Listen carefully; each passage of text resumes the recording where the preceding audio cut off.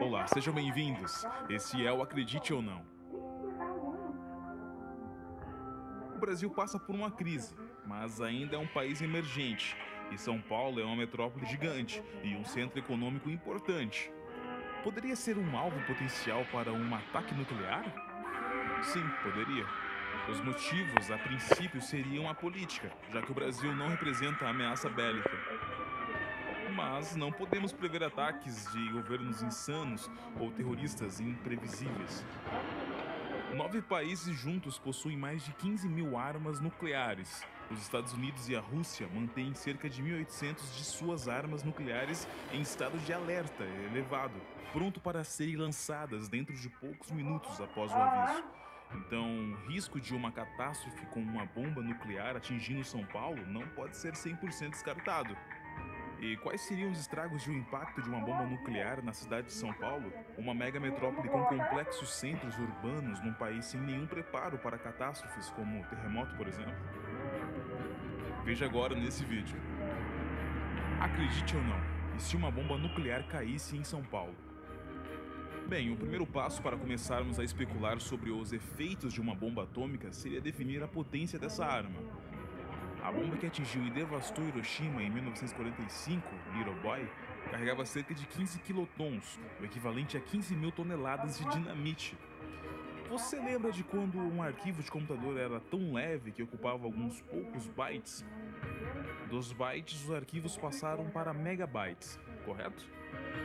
Ou seja, 1000 vezes mais pesados. Agora faça essa mesma analogia para as bombas atômicas atuais.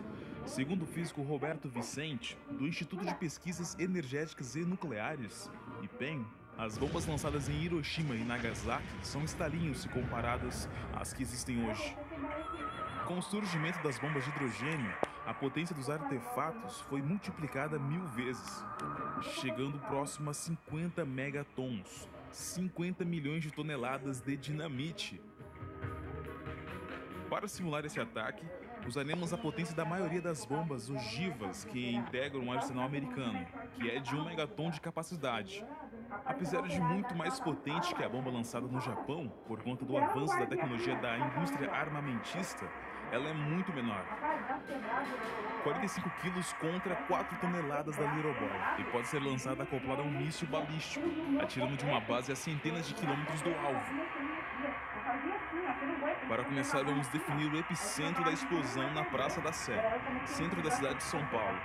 Estamos falando de um estrago de uma bomba 70 vezes mais potente que a de Hiroshima, atirada sobre a Praça da Sé. Em Hiroshima, 89% das pessoas que estavam bem no local da explosão morreram instantaneamente. Na Praça da Sé, o epicentro do nosso ataque virtual, dificilmente alguém escaparia com vida. Se em Hiroshima a bomba nuclear explodiu a 580 metros de altura e não formou cratera, se a bomba atingisse o solo da Praça da Sé, ela abriria uma cratera de 300 metros de diâmetro, com 61 metros de profundidade. Além do epicentro, num raio de 960 metros, dificilmente algum prédio ficaria de pé.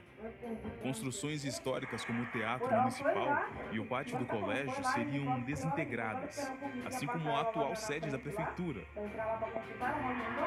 A bola de fogo com temperatura semelhante à do Sol faria com que as pessoas e objetos próximos a ela se desmaterializassem, ou seja, simplesmente evaporariam ou desintegrariam, num raio de 3,3 quilômetros.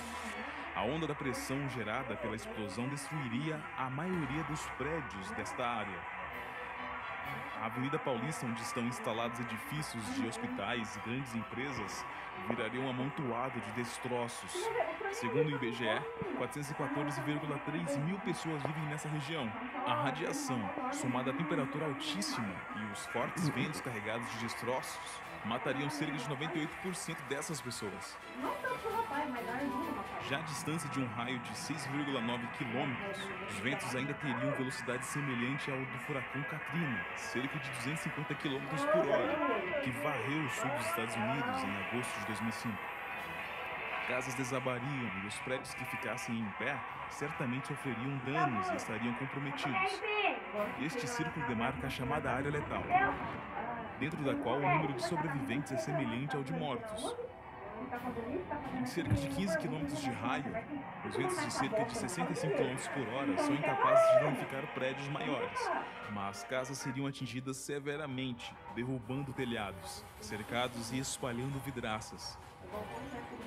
Cerca de um terço das pessoas nessa região poderiam ficar feridas. São Paulo certamente sofreria mais do que cidades acostumadas a serem atingidas por terremotos e furacões, como a própria Hiroshima atualmente, cujos prédios contam com uma estrutura mais robusta do que antigamente. Como aconteceu com o acidente nuclear em Chernobyl, Rússia, a radiação lançada pela bomba nuclear causaria morte celular e mutações.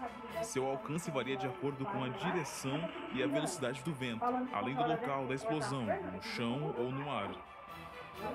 Para se ter uma ideia, uma simulação realizada pela Federação dos Cientistas Americanos, com ventos de 24 quilômetros por hora a uma bomba de 1 megaton, indicou que 50% das pessoas localizadas a até 16 quilômetros morreriam em 96 horas, e esse percentual de mortes por radiação aumentaria conforme se aproximasse do epicentro, e pessoas que resistam após os primeiros meses à exposição poderiam morrer de câncer resultante de mutação após algumas dezenas de anos. São Paulo levaria então décadas para reestruturar, já que teria que contar com o apoio do governo federal e da ajuda dos demais estados brasileiros. E São Paulo é uma cidade com o maior PIB do Brasil, seguido do estado do Rio de Janeiro. O prejuízo seria nacional e marcaria uma nova fase de trevas econômicas para todo o país. Todos os demais estados sofreriam com sanções econômicas. Investidores internacionais iriam retirar seu dinheiro do país, causando um caos na desvalorização da nossa moeda. Então, se atualmente levamos anos para construir um estádio para a Copa do Mundo, imagine quanto tempo levaria para reconstruir uma cidade como São Paulo, com a economia do país em frangalhos. Seria um caos político e governamental. E você, comente o que faria caso soubesse que uma bomba estaria prestes a cair onde você mora. Bem, chegamos ao fim de mais um vídeo. E São Paulo continua funcionando a todo vapor.